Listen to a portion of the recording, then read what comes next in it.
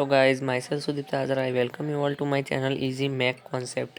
आज के वीडियो में हम ये देखने वाले हैं मटेरियल हैंडलिंग इक्विपमेंट, जो एमडी का लास्ट चैप्टर है, उसके डिज़ाइन के फॉर्मूलाज और एक एक क्वेश्चन हम देखेंगे कि डिज़ाइन के कैसे क्वेश्चन पूछते हैं।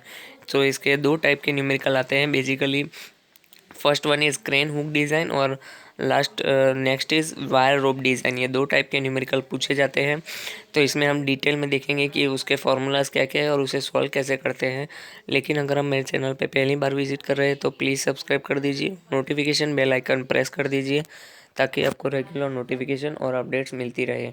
और इस वीडियो का लिंक अपने फ्रेंड्स तक या अपने क्लासमेट्स तक ज़्यादा से ज़्यादा पहुँचाइए ताकि उनको भी ये हेल्प हो सके और वो इजीली अच्छे मार्क्स स्कोर कर पाए। सो क्रेन हुक डिज़ाइन में ये सारे फार्मूलाज आपको याद रखने पड़ेंगे क्योंकि ये जो है डेटा बुक में अवेलेबल नहीं है। सो ये एक चैप्टर ऐसा है जो आपको फार्मूला सारे के सारे याद रखने पड़ेंगे। कुछ 8 से 10 फार्मूलाज है, वो आप लर्न कर लेंगे तो आपको इसके भी 7 मार्क्स आराम से मिल जाएंगे। सो आई वुड रिक्वेस्ट यू कि इस वीडियो को पॉज करके ये फार्मूलाज लिख लीजिए ताकि आपको याद करने में आसानी रहे और एग्ज़ाम के वक्त आप इजीली रिवाइज कर पाए। So first one is bed sheet diameter. तो जिसको सी से डिनोट करते हैं उसका फॉर्मूला होता है x square root of P. तो एक्स मतलब वो कांस्टेंट है बिटवीन 12 to 24 और P is equals to load in kilo newton.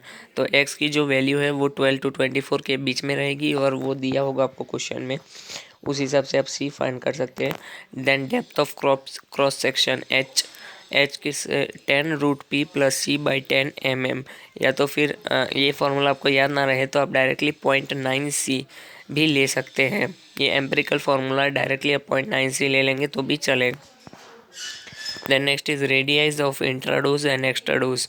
तो आर आई इंट्राडोज का 0.5 सी और एक्स्ट्राडोज का क्या होगा, एक्स्ट्राडोज का होगा R0 is equals to 0.5 C plus H. Then throat of hook is equals to 0.75 C. Then radius of centroidal axis, that is RA। अगर trapezoidal cross section हो तो क्या होगा, RG is equals to RI plus H BI plus BO divide by 3 BI minus BO। और cross sectional area होगा उसका H/2 BI plus BO। Next is triangular cross section. तो triangular cross section और trapezoidal cross section में क्या difference है और आपको एक फार्मूला आप याद रखेंगे तो ही चलेगा।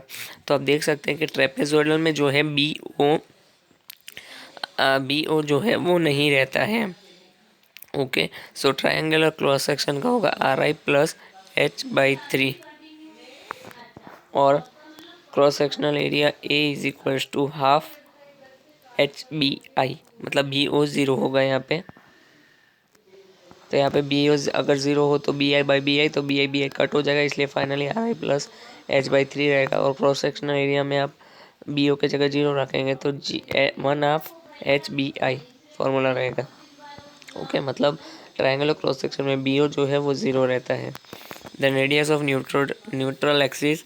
तो ट्रेपेजोइडल के लिए BI plus BO/2H divide by BI/RO minus BO/RI/H log e base RO/RI minus BI minus BO। फिर ट्रायंगुलर क्रॉस सेक्शन के लिए सिमिलरली ऊपर के फॉर्मूला में आप 0 रख देंगे तो हो जाएगा RN is equals to BI/H/2 then divided by BI/RO H log E base RO/RI minus BI। then distance between RG and RN। तो RG/RN के बीच का डिस्टेंस कैसे फाइंड करेंगे, E is equals to RG minus RN। तो BI is equals to 0.65H और HI is equals to RN minus RI। HO की value होगी RN minus RO minus RN in compression और HI is equals to RN minus RI in tension. फिर sigma T is equals to P/A plus MHI divide by AERI। Similarly sigma O is PA/A minus MHI divide by AERI। फिर यहाँ पे एक question है, ये G2 में पूछा गया क्वेश्चन है, आप देख सकते हैं, बहुत ही इजी क्वेश्चन है। Design a crane hook for lifting of 50 kilo Newton. It is made of forged steel and has triangular cross section, मतलब BO जो है वो 0 आएगा। then take permissible stress is equals to 8 Newton per 80 Newton per mm square and select the most valuable cross section of most suitable cross section for the hook। तो इसके लिए आपको इस तरीके से जो दिया है शीट ऑफ बेड डायमीटर सी ले लेना है, क्योंकि एक्स यहाँ पे दिया नहीं है इसलिए हम सी ले लेंगे। Then depth of cross section 0.9 C ले लिया। Then next is width of cross section 0.65 H, और एच की जगह 0.9 सी रख देंगे तो मल्टीप्लाई कर देंगे आप तो 0.585 C. Then inner radius R I is equals to 0.5 C, outer radius is equals to R I plus H मतलब 0.5 C plus 0.9 C. Then cross sectional area half B I into H, तो half B I की जगह B I, H की जगह H, और area is equals to C square M square मतलब सारे value जो है सी के रिस्पेक्ट में ही मिलेंगे। वैसे ही आर ए फाइंड कर लिया सेंट्रोइडल एक्सिस का, और फिर न्यूट्रल एक्सिस का जो फॉर्मूला है उसी हिसाब से फाइंड कर लिया।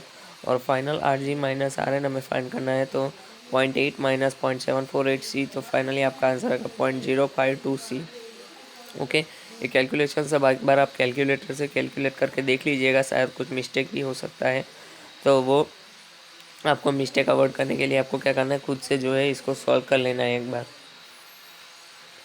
Then H I H O, okay. उसके बाद रिजल्टेंट स्ट्रेस फाइनली निकालेंगे, सिग्मा आई और सिग्मा ओ निकालेंगे हम। Then C is equals to finally मिल जाएगा हमें 140 mm। तो जो भी हमें मिला सी उसके हिसाब से सारे की वैल्यू हम विद रिस्पेक्ट टू सी मिला था इसलिए सी मिल गया, इसलिए उसके बाद जो है हम उसे कैलकुलेट कर लेंगे 0.95 सी, 0.65 सी, 0.5 सी, 1.4 सी और 0.75 सी, तो हमें सारे के वैल्यू मिल जाएंगे। Okay, the next is wire rope design. Wire rope design के मैंने जो है न्यूमेरिकल ही डायरेक्टली ले लिया है, यहाँ पे समझा नहीं है अलग से डिज़ाइन के फार्मूलाज, तो ये आप कर लीजिएगा। इतने ही 3-4 ही फार्मूला जो हम इसमें यूज़ कर रहे हैं।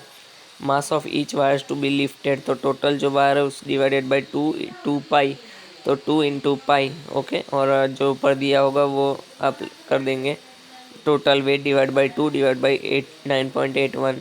Then tensile load on each wire rope M into G plus A, तो एम जी की जगह 9.81 प्लस 1, तो उसका वैल्यू आ जाएगा। Then determination of bending load, bending load का फॉर्मूला है E A D W by capital D, तो आप सारे के वैल्यू रख लेंगे तो आपको मिल जाएगा विद रिस्पेक्ट टू डी, क्योंकि डी हमें पता नहीं है। तो F U is equals to जो आया वो 46.94 D square, okay, into 10⁻³ newton, क्योंकि वो किलो न्यूटन में मिला था इसलिए वह D is in centimeter, D centimeter में इसलिए 10⁻³ मल्टीप्लाई किया है। Finally 4530 D square N. Then determine the wire rope diameter, wire rope diameter F O S into F C is equals to F U minus F B, उस तरीके से आपको D मिल जाएगा लगभग 12 mm। Then last F O S against static load, तो D is equals to 45 जो दिया है उस हिसाब से आप डी की वैल्यू रख देंगे तो आपको मिल जाएगा। सो यही था बेसिकली लास्ट चैप्टर में जो है ऐसे ही न्यूमेरिकल पूछे जाते हैं, एक वायर रोप का और एक वायर रोप का और एक जो है क्रेन हुक डिज़ाइन का, तो फिर वो दोनों आपको इजीली समझ आ गया होगा। और अगर आप को ये समझ आ गया तो इसे अपने फ्रेंड्स के साथ शेयर कर दीजिए ताकि वो लास्ट मोमेंट पे जो है रिवाइज कर सके और अच्छे मार्क्स स्कोर कर सके। और अगर आप मेरे चैनल पे पहली बार विजिट कर रहे हैं तो प्लीज़ सब्सक्राइब कर दीजिए और नोटिफिकेशन बेल आइकन प्रेस कर दीजिए ताकि आपको रेगुलर नोटिफिकेशन और अपडेट्स मिलती रहे। Thank you so much.